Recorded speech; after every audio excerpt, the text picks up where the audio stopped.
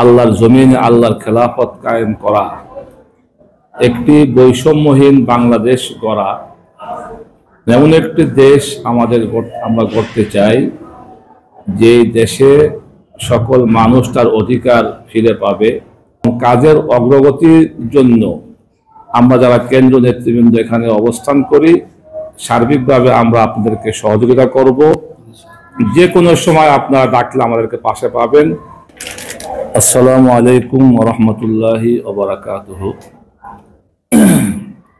আলহামদুলিল্লাহ, আজকে আমার সামনে বসা আছেন বাংলাদেশ খেলাফত মজলিস মোহাম্মদপুর থানা শাখার মুহতারাম সভাপতি মুফতি নুরুজ্জামান, সাধারণ সম্পাদক মাওলানা হারুনুর রশিদ, সাংগঠনিক সম্পাদক মাওলানা আনসারুল হক সাহেব সহ মোহাম্মদপুরের নেতৃবৃন্দ।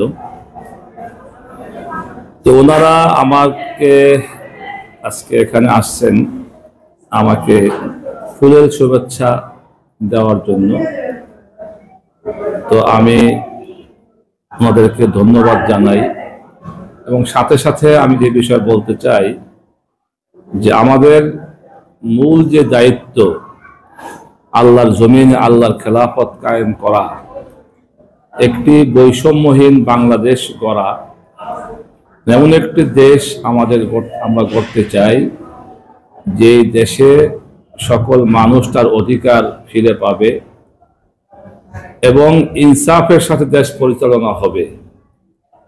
আর প্রকৃত ইনসাফপূর্ণ বাংলাদেশ কায়েম করতে হলে খেলাফতের শাসনের কোনো বিকল্প নাই। তাই বাংলাদেশ খেলাফত মজলিস সারা বাংলাদেশে খেলাফত কায়েম করার জন্য আন্দোলন সংগ্রাম করে যাচ্ছে।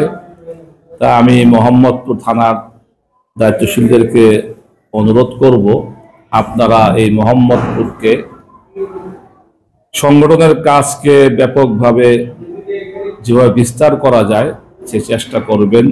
বিশেষ করে দাওয়াতি কাজ অনেক বেশি বাড়াতে হবে এবং আপনাদের সাংগঠনিক তৎপরতা এবং সফর, দাওয়াতি সফর, তরবিয়তি সফর এগুলো বাড়াতে হবে। প্রশিক্ষণমূলক কার্যক্রমও বাড়াতে হবে। কারণ আমি মনে করি বাংলাদেশ খেলাফত মজলিসের আমির মুহতারাম মাওলানা মামুনুল হক সাহেব, উনি মোহাম্মদপুর অবস্থান করেন, আমিও মোহাম্মদপুর অবস্থান করি এবং বাংলাদেশ খেলাফত মজলিসের কেন্দ্রীয় অনেকগুলো নেতা এই মোহাম্মদপুর অবস্থান করেন। সেই দিক দিয়ে হলেও মোহাম্মদপুরের কাজটা আরো অনেক গতিশীল ও বেগবান হওয়া দরকার। তো আমি মনে করি আপনারা কাজ চালিয়ে যান এবং কাজের অগ্রগতির জন্য আমরা যারা কেন্দ্র নেতৃবৃন্দ এখানে অবস্থান করি, সার্বিকভাবে আমরা আপনাদেরকে সহযোগিতা করব। যে কোনো সময় আপনারা ডাকলে আমাদেরকে পাশে পাবেন। আমি আশা করি আমাদের এই বর্তমান যে সেশন শুরু হলো 2024 এবং 25 এবং 26 ইংরেজি, এই সেশনে মোহাম্মদপুর থানা একটি সারা বাংলাদেশের মধ্যে একটি মডেল থানা হিসাবে রূপান্তরিত হবে, প্রকাশ পাবে। আমি আশা করি। আপনাদের সবাইকে ধন্যবাদ জানিয়ে আমার বক্তব্য শেষ করছি। ওয়া মা তাওফীক ইল্লা বিল্লাহ। আসসালামু আলাইকুম ওয়া রাহমাতুল্লাহি ওয়া বারাকাতুহু।